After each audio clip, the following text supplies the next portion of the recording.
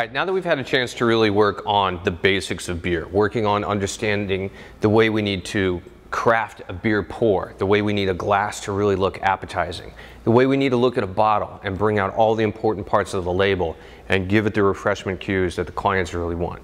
We have that set of knowledge now. Now we can go forward and we can really build creative tone. We can build creative mood that's going to sell the product. Now keep in mind, every microbrewery, every brewery in fact, is going to want the basic stuff that we saw earlier. They're going to want the bottles on white. They're going to want the pours on white. It's going to go on their website. It may go on sell sheets. It's going to be something that's a quick hit and lets people know what products they offer. But the better way to sell this is to give mood, to give emotion, to create and elicit desire in the viewer. If I create an image and you look at it and go, oh, I need to drink that beer in that club right now, I got you. And that's what I'm going for, and that's what I want to teach you to do. So we're going to work on that now with Hitachino Nest. It's a brand that I absolutely love. I think that the beer is fantastic, but I love the labels as well. So I was looking at this brand and kind of thinking about it and doing some research on its history and trying to get my own personal perspective on the brand and what I think I can bring to it. So first and foremost, obviously it has an Asian feel. It's a Japanese beer. It has that kind of sensibility to it, but they also brew with European sensibilities and style. So I kind of want to mix those two in my approach to the beer and what I bring to it. That being said, is somebody going to look at the image I create and say, oh my gosh, this is Japanese beer with a European sensibility? No, but that's what I want in my mind to help me create my image, to go after the tone that I want to set. So the first thing that I did was study the brand a little bit. Then I went out and I did some shopping. I looked around for surfaces, I looked around for textures, I looked around for something that spoke to me about the brand and something I also would think would be a little bit challenging for me, something that would push me a little bit. And I found this surface. This is actually a portion of a coffee table. It's hand-hammered silver. It's got a ton of texture to it. And I thought, that's going to be challenging. It also kind of reminded me of the miniature Zen gardens, you know, where they have the little bit of rocks and they kind of rake it into the circle and it's this perfect little thing. I saw that kind of circular pattern going on in this and I thought, all right, to me, that's the connection that I'm making and I feel that I can build on that. The other thing that I wanted to do, obviously being a photographer for a while, I have enough equipment to outfit a full studio. I have everything at my disposal. I know that many of you are not in that position, so I wanted to break this down and approach it in a more lighthearted and more accessible manner. So our background is aluminum foil. I just want to create bokeh, and this is one of the simplest techniques that you can use to create bokeh in the background. It's just aluminum foil that I crinkled lightly, stretched back out, and taped to a 4x8. So Tomas and I have been talking about this shot, how I want to approach it and what I want to create. We're going to start with that background, and we're going to rake light coming from the background onto the surface. We're going to use angle of incidence to give us that angle of reflectance. We're going to do two things. When I'm looking at the bottles, I think they're fabulous. I love the logo, I love the owl, I like the blue tones that are in there. So I want to play with color, right? I want to use the color that I'm seeing in the actual bottle. It's really simple and it's actually got very complementary colors in the red and blue. Red and blue to me always go very, very well together. It really pops. I want to play on that blue, and I want to play on kind of the metallic feel of this surface I picked out. So we're going to do two things with the background. We're going to, one, pump white light into it, and with all that texture in there, and again, it's created with aluminum foil. It costs 10 cents to make that background, right? Incredibly inexpensive. White light's going to hit that, and it's going to create a bunch of bokeh. We're going to have these nice kind of hot little hits of light that are going to be in the background that would feel maybe like a club, but a little bit upscale because I don't want tons of color. I also don't want color to distract from the bottle. I think that the bottle, the label is really simple and really clean. It's blue, red, and white, and just that little bit of red owl is the main kind of character on it, surrounded by that blue. So we're going to pump blue light into the background, and that's going to reflect onto the surface because we're using angle of incidence and angle of reflectance, right? So we're going to have white light coming onto it. We're going to fill it with blue light, and that is all going to wash onto the actual surface. Now, I do want to create something far more dramatic here, right? We're going to work on getting the bottles perfect. We're going to work on getting the glasses kind of perfect. but I also want to have it feel like a really harsh source coming from a club, something where you might be kind of sitting off to the side with bottle surface and there'd be a hard raking light.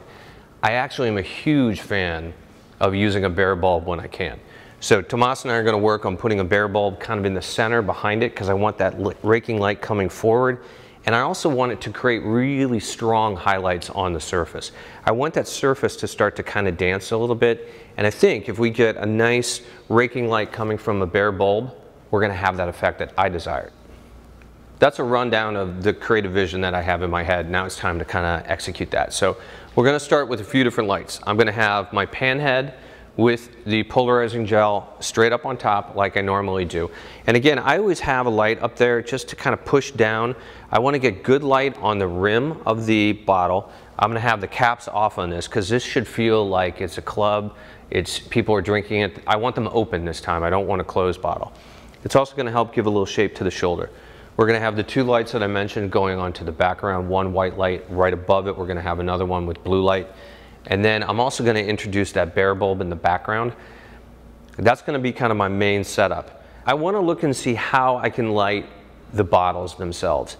I don't necessarily want to fill them with perfect gold cards and get a really heroic glow from that particular approach.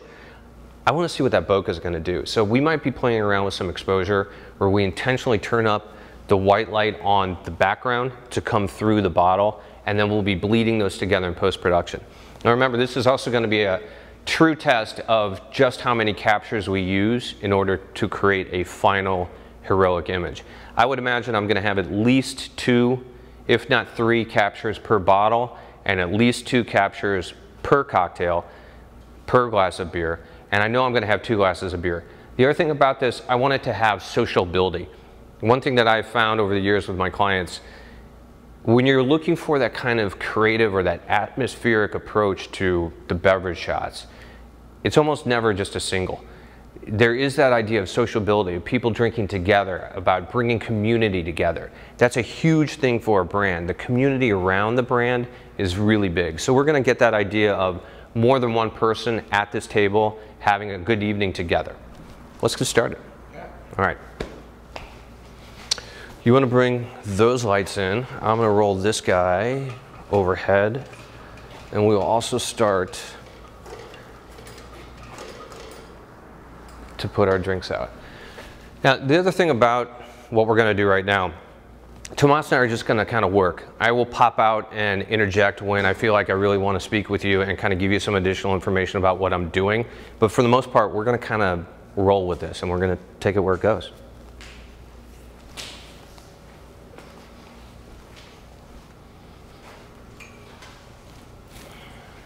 All right, this is the white light? No, this is the white light. Oh, this is going to be the blue light? Yeah. All right. Yeah, because the white light is supposed to have the grid, right? Yeah. I'm going to let you set those. I will start to set the bottles.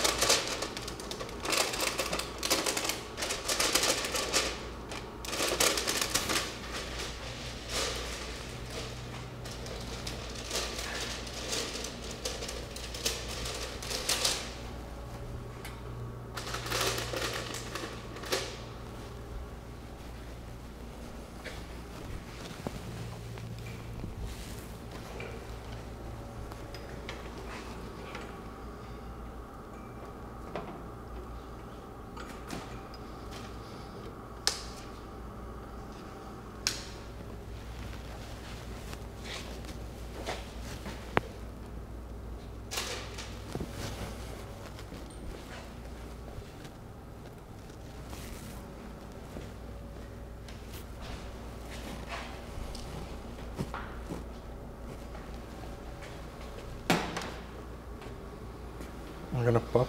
Close your eyes. You're gonna pop already? So a couple other things that I want to explain to you where I'm going with this. I definitely want this to have the feel of a slice of the scene. Now, what do I mean by that? I don't want to show everything in its entirety. I'm going to have a really shallow depth of field. I want the bokeh in the background to be pretty soft and pretty juicy.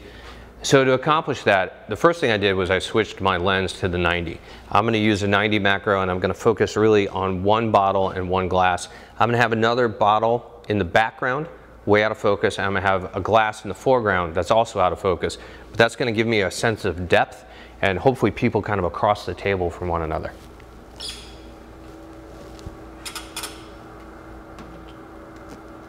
Actually, let's bring this up here.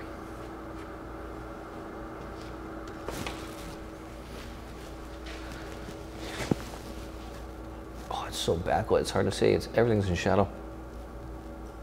All right, will you move some stuff around for me? Yeah, sure. Here you go.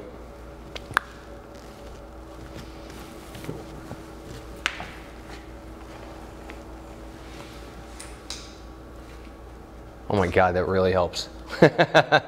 Thank you. All right. So the glass in front brings straight towards camera. A little bit more. How close are you to the edge? All right. Only have a little bit more. Right there. The bottle and back, I want you to take that away from camera. Now in towards the center a little bit, just a little, and whoa, too much, come back. And rotate counterclockwise. I cannot see how far you're going with it. Too far, come back with the label a little bit. Okay, good. All right, the bottle in front, I think we need to rotate it also counterclockwise. I've got it pretty far askew. Good, stop. Come back a little bit.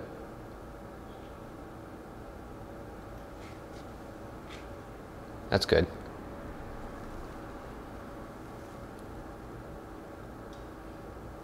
You know what? That bottle in the back needs to go out. Okay. Yeah, that's good. All right, I'm seeing a little tangent. Scoot it in ever so slightly. Ever so slightly. Okay. And the front glass, I think, should go out a little bit. That's good. What about this glass? I think that glass is all right. Is it touching the bottle? Just in the bottom here. So it's really close, right? I mean, yeah. It's basically there. No, it's touching actually. I think that glass is good. I actually,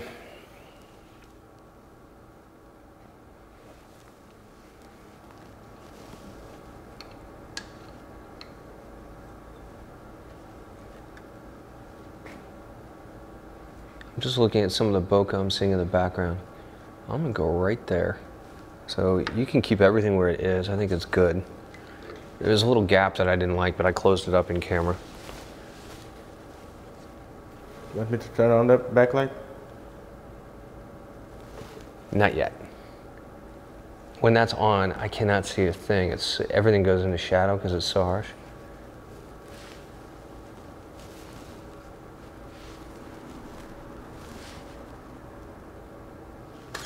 Let's see what we got. Yeah, this light's off. Let's get that going. That's already pretty cool though. Yeah. I kind of like that blue. Do we have a grid on the white light? Yeah. What? So 30. Let's do a 10. 10? Yeah, let's do a 10. Yeah. All right, so right off the bat, I'm actually fairly happy with where this composition is going to go. I really liked that blue that was starting to come on that first shot, which was accidental because we didn't have the white light on. When we put the white light on, it was really kind of blowing out. So I'm going to make those adjustments and I'm going to build this up. You'll notice that the glasses are empty and the bottles are dry. The way I start this is to start with everything dry, everything empty, and get my composition down. I want to know where everything goes, and one of the things that I'm really focused on right now is leading the eye. I want to create that sense of depth. I want to create that sense of kind of sociability, of camaraderie, of community, but I also want to lead the eye through there. When I feel comfortable that I've achieved that, I'm gonna mark the bottles, I'm gonna pull them off, and then I'm actually gonna dress them and get them back out there. And then we'll shoot one thing at a time, make sure each piece is perfect, and put the whole retouching document together. I changed the grid. All right, you gonna pop it? I think we need to rotate it down.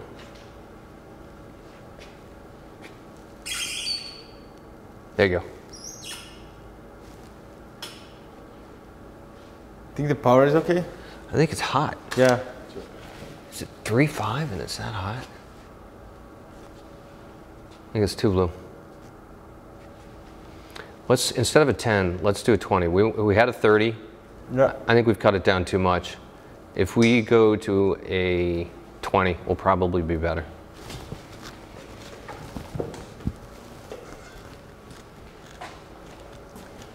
All right. I want to bring that other light in too. Is that handy? Yep. So I want to get that flash tube right there. I want to kind of come in straight down central. Tomas, take it towards you ever so slightly. There you go. Oh, too much. Come back. Okay. And you've got a sandbag on that, right? Yep. All right. It's on? Yep. What power setting? Super low? Yeah, minimum. Good. Higher? What's that? Wanna go higher? With the bulb? Yeah. No. No. I think if I go higher, I'm going to start to see it more. Can you come a little lower with it? Yeah. I'll tell you when. Oh, too much. Come back up. Stop. That may be too high still. Actually, I want to try your idea. Let's go higher with it and see what happens if it kind of bleeds into the bokeh in the background. But I don't want to see the actual monoblock.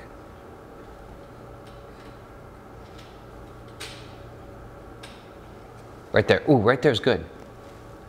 Right there is good. You're too high. I think I'm seeing that monoblock. No, it's way too much. Let's go lower and go towards you a little bit. Lower. That's good, right there. Now knocking towards you just a bit. Stop. Right there. Yeah, yeah, yeah. Watch your eyes. There we go. Yeah, it's nice. That's cool.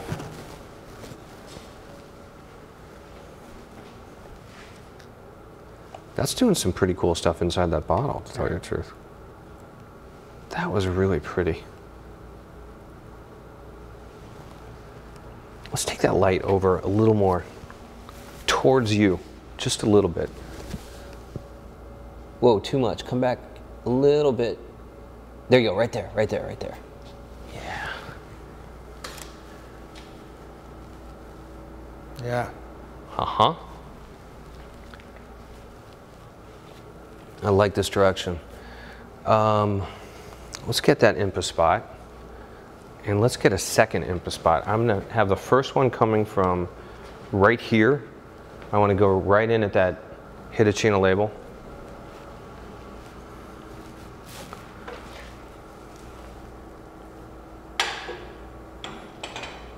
And actually, we're gonna bring a second one from this side. I wanna put a diaphragm in it, and I'm gonna cut it, and I'm gonna have it kind of just hitting that side of the label. We're gonna opposite light it, all right?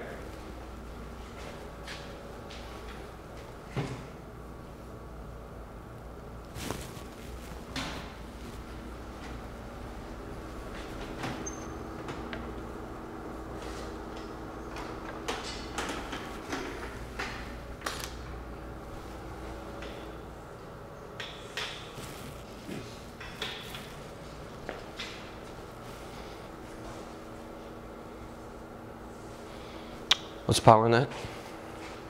Yeah, they're both on minimum power. Good. And they're both firing? I don't know about this one. Just double check, double check. Yeah, it's fine. All right. Bottle and back is a little on the hot side.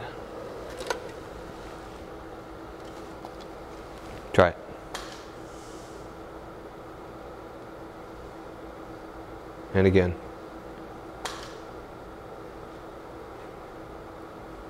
One more. All right, I'm definitely getting a hot spot up above, so I'm gonna rotate this. Let's see if we can, go ahead, pop it. I think I'm gonna kill the polarizer via the computer because there's no way to see that hot spot. Go again.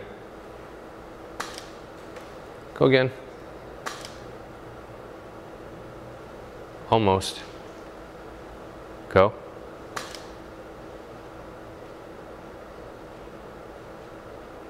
Again.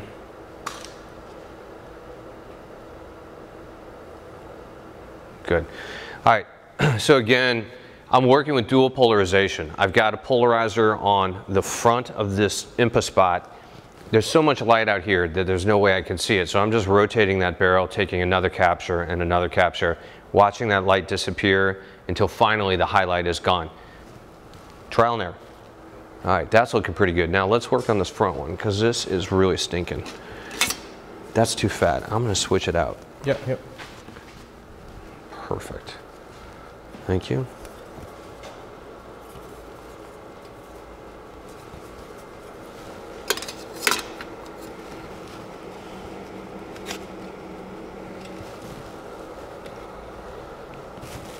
I think I'm gonna go higher with it because that worked well on the other one, you know?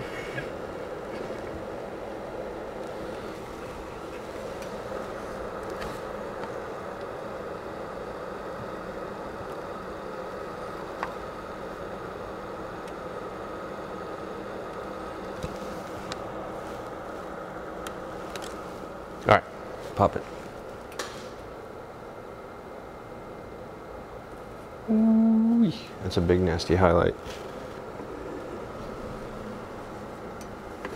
All right.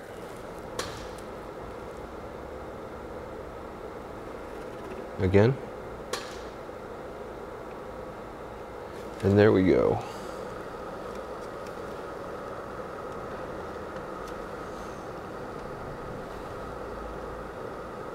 All right, I want to feather that a little bit. Try that. I think I went a little too far.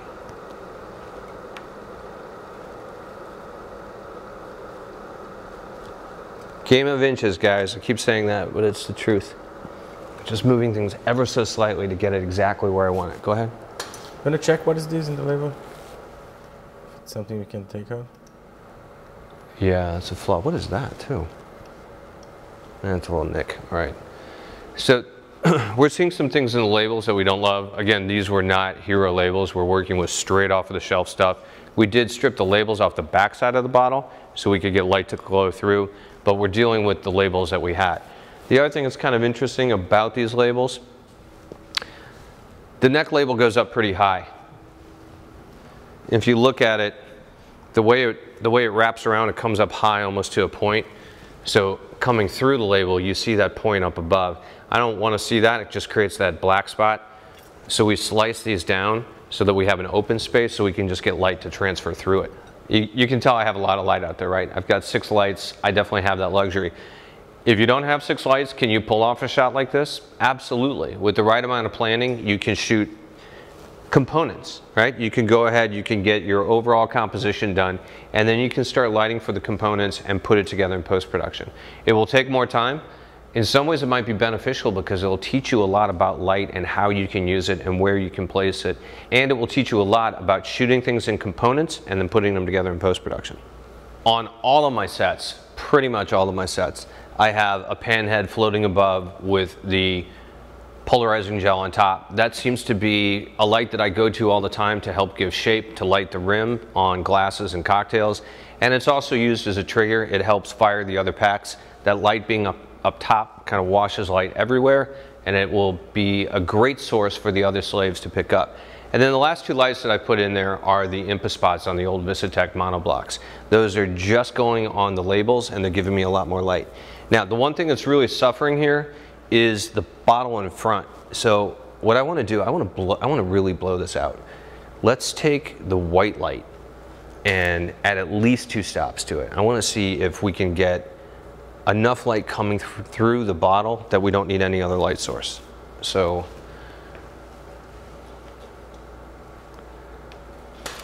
beat you to it. No, it's going to have to go a lot higher, isn't it?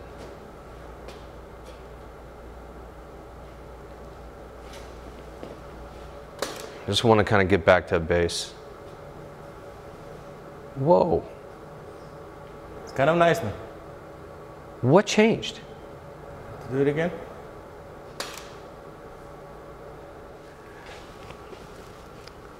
What the hell? Now look at that. I guess it hadn't dumped. Yeah, probably. You know what? It hadn't dumped. Oh, that's so pretty though, right in there. This stuff is really juicy and pretty. I dig it. All right. So let's mark where that stand is right now. I want to put a little X underneath it because I want to be able to get back there, right? Yep. So mark that and then go ahead and turn the model light on that, and I'm going to tell you where I want to push it for the bottle on the right.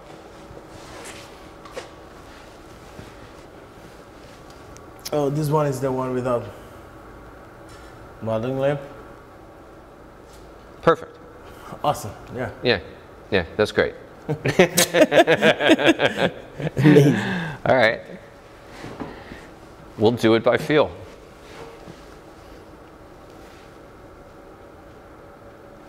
Go that way a little bit more.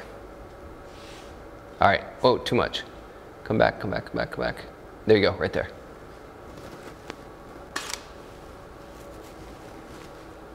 All right, it needs to go back towards you because it's glaring, and it's going to have to go up in power. Up in power? Oh, yeah. Yep. What? It's good. It's getting there. Starting to get good, yeah. Starting to get there. Even the other bottle is good as well. The other bottle is back good. one. And actually, you It's know what? It's not so hot. The surface actually looks better. All right, let's look right here too. See that? Yeah. There's nicer highlights. Yeah. Yeah. Oh. Yeah. All right. I want to shoot it that way just a little bit. Just a little bit. And I want to turn it up a little bit more.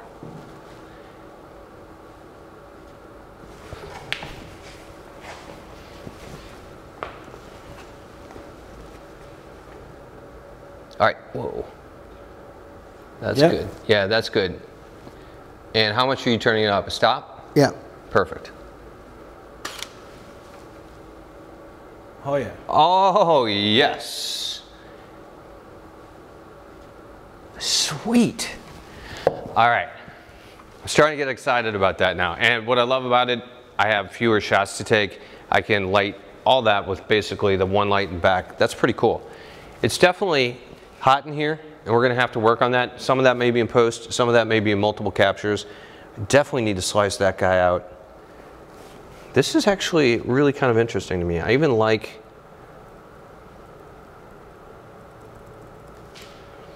wow, that's pretty cool. We got to see what happens when we actually light that glass. Yeah, this edge is probably too hot.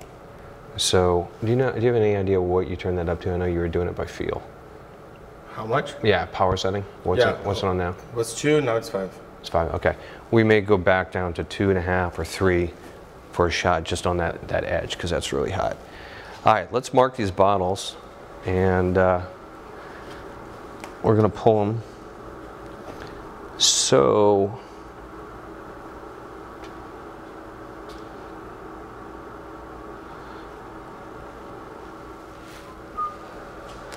mark 3 points around it, and then take another one and put it dead center, like right under the owl's nose, so I know where the center of the label is, okay? I'm gonna do it like this, so I can tell right where that needs to line up. So here's what I'm doing now. I've got the composition exactly how I want it, right? I've put the bottles in place, I've put the glasses in place, I've been working on all the different lighting components. I'm doing that all while the bottles are dry, because I don't want stuff to start to run or dry out or fall off while it's on set and I'm kind of getting everything built. Plus, in the composition stage, I can often be moving things around a lot more than I have in this particular image. The more I move stuff, the more things are going to fall off of the bottle, and I don't want that to happen. So we just took blue goo, marked 3 points around there. You can go ahead and put that over there. Thank you. We took blue goo and marked 3 different points around the bottle so we can set the bottle down. And the 4th point, I pick a place on the label that I know is my center. Meaning, I put this little spot in the middle, I kind of pinched it, and the owl has a little kind of pointy nose on the logo. That's going to be my line to center that bottle up. I'm going to put the point of the owl right on that, so hopefully I'm going to get almost identically back into the same space that I am now. That's my trick. Let's get these things all zhuzhed up.